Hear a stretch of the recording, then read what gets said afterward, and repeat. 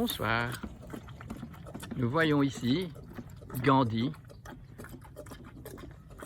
prendre le biberon de kéfir fait fraîchement tous les jours pour arriver à le débarrasser de la Neospora canina dont il était porteur en arrivant ici et que nous espérons réussir à lui donner telle immunité que ce problème-là quitte le pays, enfin quitte la ferme.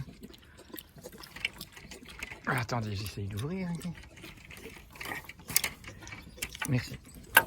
Voilà, et alors on va parler en étant près des ruminants, ces animaux qui ruminent, étant donné que nous devrions penser, eux avec leur pense il y a un A, ils ruminent, tandis que nous on peut penser parce qu'on a un néocortex et qu'on a la possibilité d'aller dans le monde supérieur, dans le monde invisible, et dans ce monde éternel, dans ce monde de la vérité, le monde des verbes, le monde de la création.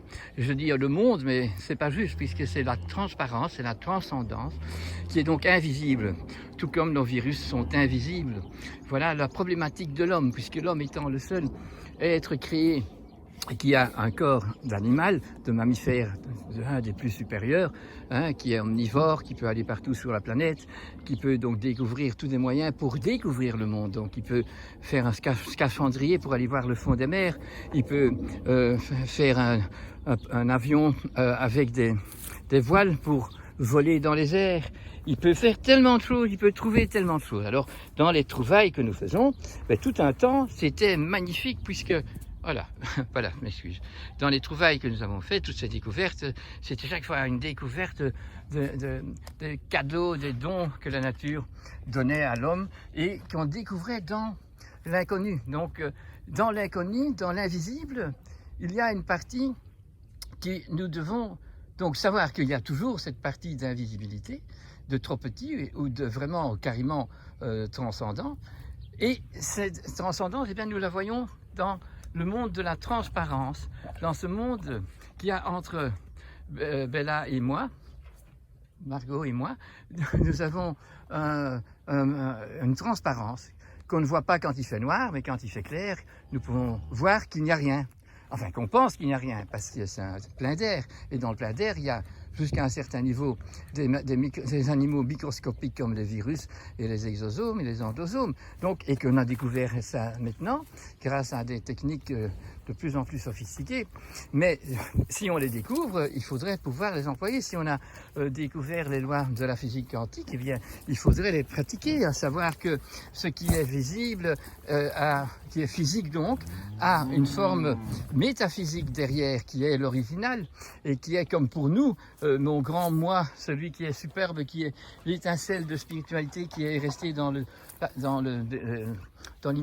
l'éternel, eh bien, il ne sait pas me parler puisqu'il n'a pas de corps et il sait simplement me faire des messages en me donnant un rhume ou en me donnant un virus pour éveiller en moi le besoin d'essayer de découvrir les causes en amont qui ont appelé tel virus ou telle bactérie à venir m'embêter.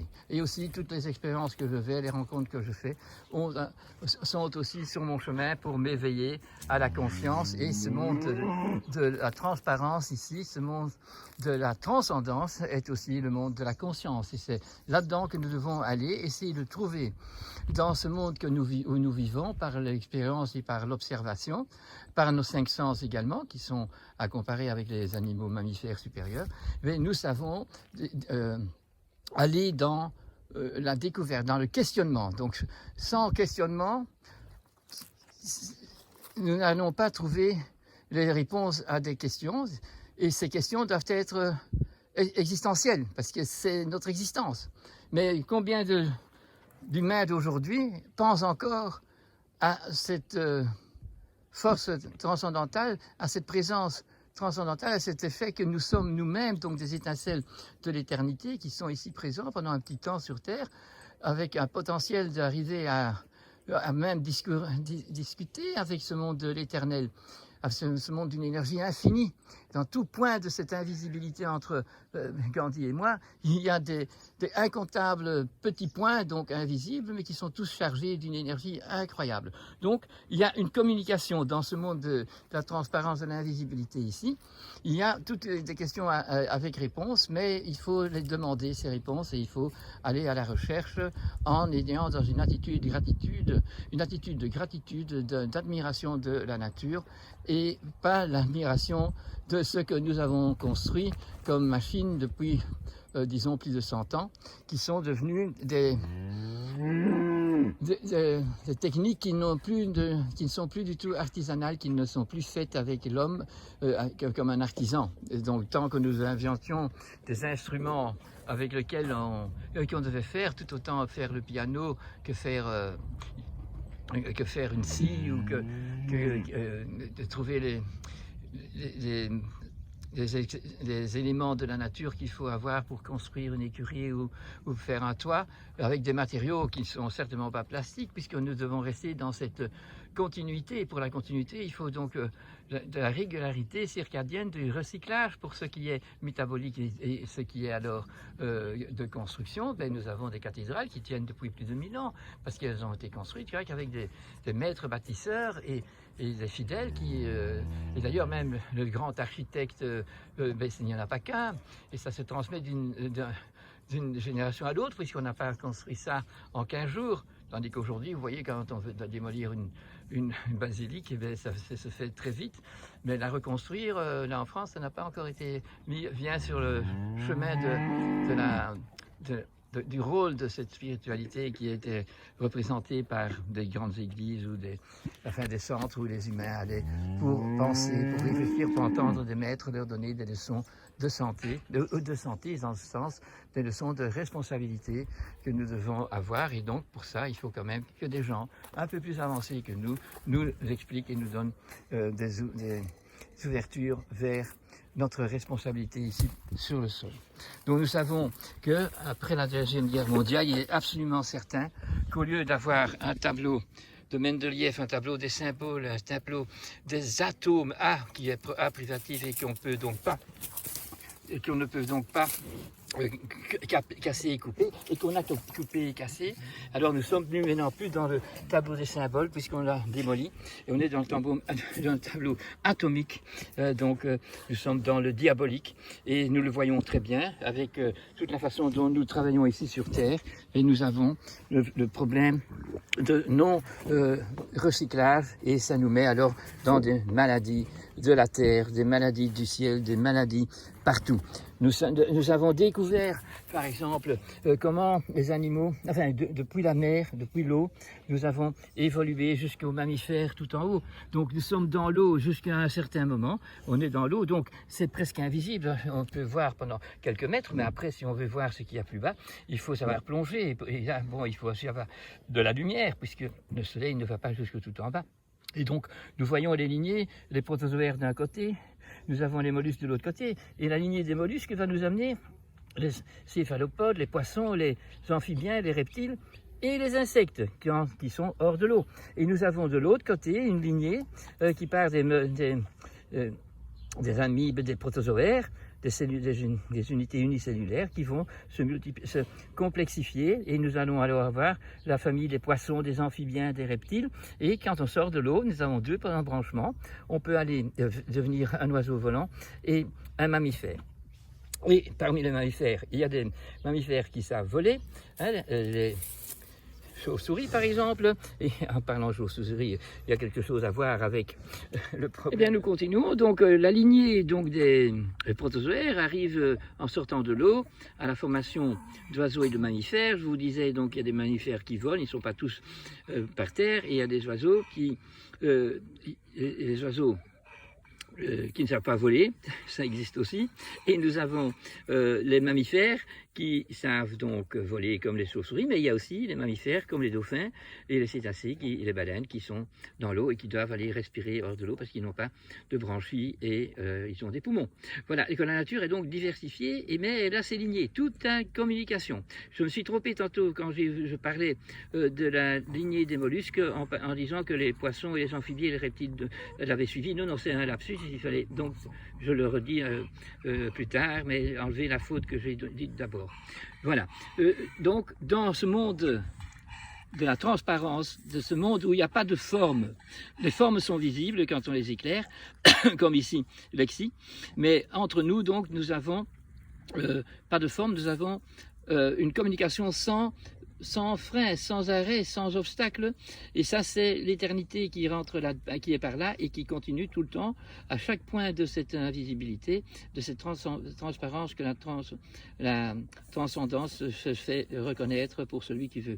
Mais nous avons être les réceptacles et nous pouvons aussi envoyer des messages vers ce monde de l'invisible. Donc quelqu'un qui vraiment est une bête parce qu'il ne veut pas employer sa conscience ou rechercher sa conscience et trouver une réponse à des questions qui ne se posent même pas, puisqu'il faut se poser des questions pour aller dans ce qui est la raison de notre vie sur Terre. Et bien, si on ne s'en pose pas, eh bien, on a tous les droits. On peut donc faire tout ce qu'on fait. On peut devenir professeur d'université, on peut devenir président et envoyer la bombe atomique qui va tuer du monde et on reçoit le prix Nobel. On peut faire des bombes atomiques aussi, mais c'est complètement des choses qui font la guerre. Et pourquoi est-ce qu'on peut faire ça? On n'a pas le droit, si on est humain, de rentrer dans ce genre de bataille qui nous aide jamais à trouver la paix et la conscience. On casse les atomes, je vous l'ai dit, et c'est un acte qui ne devrait pas être fait. Donc tous ceux qui ont travaillé à ça et qui continuent à travailler à ça, eh bien, ils sont quelque part des criminels. Peut-être c'est pas de leur faute. Allons nous dire, mais si on est des humains, on est responsable. Jusqu'à partir de l'âge de raison, l'âge où on a un développement, on a perdu nos dents de lait qui sont héritées et on fait nos propres dents, bien ou mal, eh bien, à partir de ce moment-là, nous pouvons rentrer dans la prise en charge de notre raison d'être ici sur Terre, de rester raisonnable et donc de se limiter à faire que des choses qui se recyclent et qui permettent une continuité pour les générations qui suivent. Donc, nous avons compris ici que quand on va vous parler des microbes et d'abord des vaccins, on ne sait pas en parler tout de suite, puisqu'il faut d'abord savoir que la communication se fait grâce la remise en ordre de l'immunité perdue de tous ces mammifères se fait grâce à des microbes et à des virus. Donc, si on est dans le monde du raisonnable, on sait aussi que l'art de vivre, la connaissance de comment vivre, des messages que nous devons savoir de la nature, de ce qui nous fait du bien et de ce qui n'est pas bon, et qui est absolument pas bon, tout ce qui est chimique, tout ce qui est matérialiste, tout ce qui est sorti de la pétrochimie est pathogène, producteur de maladies. Il donne peut-être des facilités, tout antibiotique qu'on fait, eh bien ça semble être miraculeux, ça tue, mais les cadavres restent dans le corps de celui qui est guéri par un antibiotique ou un anti-inflammatoire ou une cortisone. Nous avons donc simplement déplacé le problème, mais il n'y a pas une guérison avec une immunité plus grande en sortant de la maladie. Donc on a des moyens maintenant très pratiques et très faciles qui nous fait de nous des machines et plus des humains, et nous avons alors toute l'imagerie qui fait que notre imagination ne doit plus exister et que les décisions de thérapeutique se font par l'ordinateur. C'est pas très humain tout ça. Et alors le fait que maintenant nous sommes dans la maladie du Covid-19 et que j'espère en vain que nous allons trouver de faire le sursaut, de faire les 180 degrés et d'arrêter, de trouver comment pouvoir arrêter la folle façon de vivre dans laquelle on est, d'éveiller chez les gens le désir de se rapatrier à un zoning où ils habitent, où on va remettre la paix, où on va travailler avec la terre, pas avec des pesticides, des herbicides, et pas dans des exploitations, dans des centres où tous les animaux, toutes les plantes vivent ensemble et travaillent pour le même bien de tout le monde. Ici, vous voyez, ces poules font leur ouvrage. Hein, c'est un ouvrage nécessaire. Si vous avez un endroit où il y a une exploitation, vous verrez qu'il n'y a pas de poules. On n'a plus de poules dans les manèges, on n'a plus de poules dans les endroits où on a rien que des vaches, ou rien que des veaux, ou rien que des cochons. Tout est maintenant coupé, donc coupé, que dealt, ce n'est plus heal, donc ce n'est plus ensemble, donc il n'y a plus de les communications. Et Tout ce qui est sur Terre, c'est communication, c'est connexion.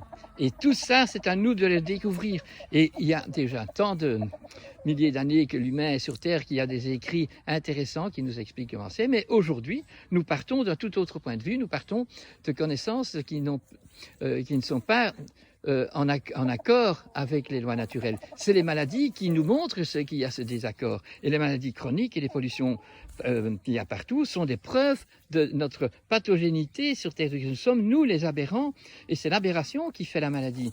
Et elle devient chronique quand elle se répète et quand elle n'est pas une pandémie, puisque c'est le monde entier qui cherche à aller le plus vite possible sur la Lune, sur Mars et tout ça, et qui, entre-temps, démolit la Terre et vient laisser ses satellites dans le monde de l'espace. Donc, alors, essayons de mettre un point à tout ça, de voir clair, d'être debout, content dans soi-même, pouvoir faire une abnégation des attaques et des colères que je voudrais avoir devant les folies qu'on nous met dessus, et qu'on ne peut pas, qu'on a une muselière, qu'on ne peut pas dire les choses comme il faut les dire, et que ceux qui ont un pouvoir abusent de ce pouvoir et ne sont vraiment pas compétents et ne sont surtout pas en train de penser à la transcendance, à la transparence et à l'honnêteté. Nous sommes vraiment dans un monde de corruption et nous devons le savoir depuis bien longtemps, et que quelque part nous devons aussi savoir que nous sommes complices, parce que ou mes parents ou tout le monde autour de moi sont complices dans une certaine partie,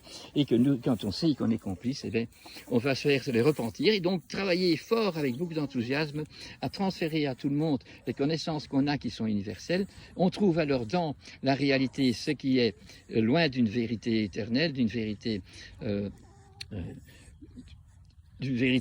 spirituelle qui doit se déposer sur terre, et on doit, tout pour ce qui est universellement vérité, et nous pouvons le reconnaître. Et quand on l'a reconnu, eh bien alors ça nous redonne la force et l'enthousiasme pour refaire naître ça à beaucoup plus d'autres endroits, parce que ce qui est dans cette transcendance, elle est en dormance quand on l'a démolie, mais elle est prête à s'éveiller. Cet amour est prêt toujours à se révéler, mais c'est nous qui devons travailler à se reconnaître et aller dans ce questionnement et de recevoir ces bonnes réponses. Merci d'avoir été encore à mon écoute. Le coq ici aussi est très fier. Hein. Il est normalement sur le clocher de l'église où toutes les semaines il fait le cocorican en disant il y a encore temps de repenser pour la prochaine semaine de faire des choses beaucoup mieux. Eh bien, merci.